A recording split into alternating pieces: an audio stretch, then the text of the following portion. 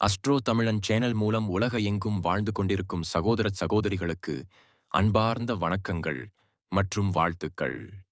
இன்றைய பதிவு செவ்வாய் பெயர்ச்சி பலன்கள். பொதுவாக செவ்வாய் என்றாலே சகோதர காரக கிரகம். நிலத்துக்கு காரக கிரகம், கட்டிடம், நெருப்பு, அதிகாரம், மருத்துவம் துறைக்குச் சொந்தக்காரர். அப்பேற்பட்ட அந்த செவ்வாய் பகவான் விருச்சிகம் அணையில் ஆட்சி பலத்தோடு வலுவாக உக்கரப் போறார். அப்போ இந்த வலிமையான செவ்வாய் பகவான் நாளை, அதுவும் அந்த செவ்வாய் பகவான் பார்த்தீங்கன்னா குருவின் நட்சத்திரத்தில், சனி பகவான் நட்சத்திரத்தில், புதன் பகவான் நட்சத்திரத்தில் பிரயாணம் பண்ணும்போது என்ன மாதிரியான பலன்கள், என்ன மாதிரியான யோகங்களை கொடுக்க காத்து கொண்டிருக்கிறது என்பதை பார்க்கப் போகிறோம். அதற்கு முன்னால் நம்முடைய சேனலை முதல் முறையாக நீங்கள் பார்ப்பவர்கள் இருந்தால் மறக்காமல் சப்ஸ்கிரைப் பண்ணிக்கீங்க. மேசராசி அன்பர்களே, செவ்வாய் பெயர்ச்சியால் என்ன பலன்கள்? 6.12.2025 வரை விருச்சிக மனையில் ஆட்சி பலம் பெறக்கூடிய செவ்வாய் பகவான் என்ன மாதிரியான பலன்கள், மாற்றங்கள் என்பதை பற்றி பார்க்கும்போது, செவ்வாய் பகவான் உங்கள் ராசிநாதன் மேசராசி அன்பர்களுக்கு ராசி அதிபதி. அதே சமயத்தில் எட்டுக்குறிவன். அட்டமாதிபதியும் அதே செவ்வாய்தான் அந்த 8ஆம் இடத்தில் ஆட்சி பலம் பெறுகிறது. இந்த காலகட்டத்தில் பார்த்தீங்கன்னா குருவினுடைய பார்வையும் அந்த செவ்வாய் மீது பதிகிறது. அப்போ மறைந்துள்ள சில விஷயங்கள் உங்களுக்கு வெளிச்சத்துக்கு வரும். அதாவது இதுவரை ஒரு வலி, வேதனை, துக்கம், துயரம், அசிங்கம், அவமானம் என்று சொல்லக்கூடிய ஏதோ ஒரு வகையில், தனக்கு ஒரு வகையில தொந்தரவு, ஒரு பிரச்சினை என்று இருக்கக்கூடிய இந்த மேசத்துக்கு இந்த காலகட்டத்தில அதிலிருந்து விடுதலை கிடைக்கக்கூடிய அம்சங்களை நிச்சயமாக உருவாக்கும். அதுல எந்த மாற்று கருத்து இல்லை. அப்ப ராசிநாதன் வலிமை பெறுகிறார். அப்ப நீங்க நல்லா இருக்கணும் என்பதுதான் அமைப்பு. அதே சமயத்தில் 8ஆம் இடத்தில் அமர்ந்திருக்கிறார் இல்லவா?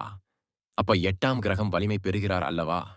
அப்ப உங்களுக்கு ஒரு வகையில் வலிகளை கொடுத்து கொண்டிருந்த அந்த செவ்வாய் பகவான் விஷாக நட்சத்திரத்தில பிரயாணம் பண்றார். அதாவது வாக்கியாதிபதி நட்சத்திரத்தில பிரயாணம் பண்றார். அப்ப பணத்தை எங்கேயாவது குடுத்து வைத்து அது வரவே மாட்டேங்குது என்று இருக்கக்கூடிய மேசத்துக்கு இந்த காலகட்டத்தில அந்த பணம் உங்களுக்கு கிடைக்கக்கூடிய சந்தர்ப்ப சூழ்நிலைகளை உருவாக்கும். பெரிய மனிதர்களின் துணையுடன் அது கிடைக்கக்கூடிய அமைப்பும் இருக்கிறது. இந்த காலகட்டம் சிறப்பு பெறுகிறது. அதன் மூலமாக அனுகூலங்கள் கிடைக்கப் போகிறது. ஒரு வீடு வாங்கணும் என்று ரொம்ப நாளாக ஆசைப்பட்டுக் கொண்டிருந்தவர்களுக்கு திடீரென்று வாங்கக்கூடிய வாய்ப்புகள். 8ஆம் இடம் என்பது ஒரு வலி, வேதனை கொடுக்கக்கூடிய இடம் மட்டும் கிடையாது. திடீர் அதிர்ஷ்ட வாய்ப்பு கொடுக்கக்கூடிய இடமும் அந்த 8ஆம் இடம்தான். அப்போ ரொம்ப நாளா வலிகளோடு இருக்கக்கூடிய விஷயங்கள் இப்போ அது அதிர்ஷ்டமாக, அதிர்ஷ்டசாலிகளாக மாறப்போகிறது. அப்போ வீடு அமையப் போகிறது. வாகனம் அமையப் போகிறது. சில இடத்திலிருந்து வந்த பிரச்சனைகள் தீரப்போகிறது. ரியல் எஸ்டேட் சார்ந்த விஷயத்திலிருந்து வந்த குழப்பங்கள் தீரப்போகிறது. ரியல் எஸ்டேட் சார்ந்த துறையில இருக்கக்கூடிய மேச்சத்துக்கு நல்லது நடக்கக்கூடிய அமைப்பு, கட்டிடம் கட்டி விற்பனை செய்வது, இதெல்லாமே சிறப்பித்தரக்கூடிய ஒரு நல்ல காலகட்டமாக இந்த மேசத்துக்கு நிச்சயமாக அமையும்.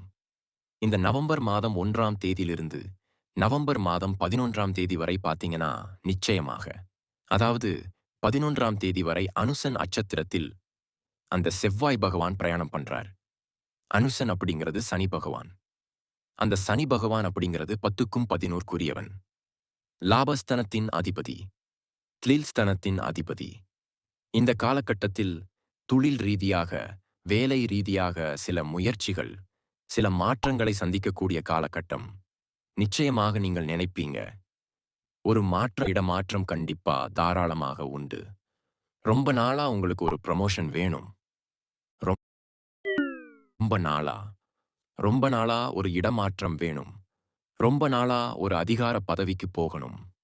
அப்படி நினைத்து கொண்டிருக்கக்கூடிய அந்த மேசத்துக்கு இந்த காலகட்டம், அதாவது நவம்பர் மாதம் 1ஆம் தேதியிலிருந்து நவம்பர் மாதம் 18ஆம் தேதி வரை உங்களுக்கு சக்சஸ் கொடுக்கக்கூடிய ஒரு காலகட்டம்.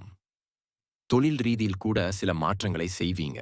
அதாவது ஒரு வகையான ஒரு டெக்னிக்கல், அதாவது ஒரு டெக்னாலஜியை புதுப்பிக்கக்கூடிய தன்மை என்கிறது இந்த காலகட்டம் உண்டு. அப்ப தொழில் வேலை ரீதியாக சில மாற்றங்களை செய்து ஒரு வளர்ச்சி கொடுக்கக்கூடிய காலகட்டம். சனி பகவான் 12ல் அமர்ந்திருக்கிறா. இந்த காலகட்டத்தில்தான் உங்களுக்கு வெளிநாட்டு தொடர்புகளை நிச்சயமாக உருவாக்கும்.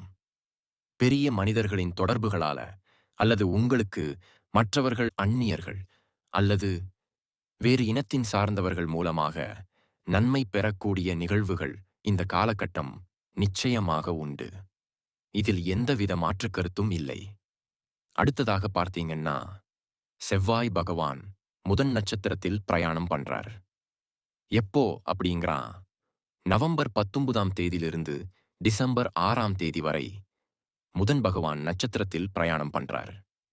அந்த முதன்னம்ங்கிறது யார் அப்படிங்கிறா, உங்களுக்கு 6க்குரியவன், கடன் நோய் எதிர்ப்பு, பகை தரக்கூடியவனுடைய நட்சத்திரத்துல பிரயாணம் பண்றார். அப்போ அவர் எங்க அமர்ந்திருக்காரு? அப்போ அந்த காலகட்டத்தில பதியென்றா முதன் பகவான் அங்க எங்க இருக்காரு? 8ஆம் இடத்துல தான் உட்கார்ந்திருக்க போறாரு. அப்போ குருவின் பார்வை பெற்றிருக்கு. அப்போ வழிகள கொடுக்க என்ன கடன் கடன் உள்ள போகும் கடன வாங்குவீங்க. அந்த கடனை வாங்கி தொழில் ரீதியில சில விஷயங்கள் செய்யக்கூடிய அமைப்புகள் இதெல்லாம் உண்டு. ஆனா எதிரி சார்ந்த விஷயங்கள் அதிகம் மரிக்கும். ஹெல்த் விஷயத்திலும் கொஞ்சம் ஜாக்கிரதையாக இருக்கணும். ஏன்னா 6ஆம் அதிபதியுடன் 8ஆம் அதிபதி இணைவு பெற்றிருக்கக்கூடிய இந்த காலகட்டத்தில் மேசராசி என்பர்கள் இந்த தன்னுடைய உடல்நலம் சார்ந்த விஷயத்தில், ஹெல்த் விஷயத்தில் ரொம்ப ரொம்ப கேர் எடுக்கணும் என்பதை ஞாபகத்தில் வைத்துக் கொள்ளுங்கள். கடன் அல்லது வெளிமாநில சம்பந்தப்பட்ட தொடர்புடைய படிப்புகள், அந்த படிப்பு சார்ந்த விஷயங்களும் உங்களுக்கு சிறப்பு தரக்கூடிய அமைப்பு உண்டு. அதே சமயத்தில் குழந்தைகள் கொஞ்சம், அதாவது என்ன சொல்றது, அந்த குழந்தைகள் அப்படிங்கிற கொஞ்சம் ஆக்ரோஷமா இருக்கும். அந்த குழந்தை சார்ந்த விஷயத்துல கொஞ்சம் எச்சரிக்கையோட இருக்கணும். அவர்களுடைய ஹெல்த்தையும் கொஞ்சம் பார்க்கணும். உங்கள் ஹெல்த்தையும் பார்த்துக்கணும். அவர்கள் ஹெல்த்தையும் பார்த்துக்கணும் அப்படிங்கிறதையும் ஞாபகத்துல வைத்துக் கொள்ளுங்கள். இந்த மேசராசி அன்பர்கள் ஒரு வழிபடக்கூடிய தெய்வம் அப்படின்னு எடுத்துக்கொண்டால் செவ்வாய்தா. உங்கள் ராசிநாதன் செவ்வாய்தான். முருகப்பெருமானை கெட்டியாக பிடித்துக் கொண்டால் நல்வினைகள் நடக்கும். நல்ல மாற்றங்களை கொடுக்கும் கிரகத்துல இந்த வருடம் திருமணம் செய்யக்கூடிய அமைப்பின் இருக்கா? எப்போதான் நமக்கு திருமணம் நடக்கும்? எப்போ குழந்தை பாக்கியம் கிடைக்கும்? எப்போ வீடு கட்டுவேன்? எப்போ எனக்கு ப்ரமோஷன் கிடைக்கும்? இது பற்றி தெரிஞ்சு கொண்டும் உங்கள் ஜாதகத்தை பற்றி அறிந்து கொள்ள வேண்டும். நிச்சயமாக இந்த பதிவு ஏதாவது ஒரு ரூபத்தில் உங்களுக்கு பயனுள்ளதாக இருக்கும் என்பதில் எந்தவித மாற்று கருத்தும் கிடையாது.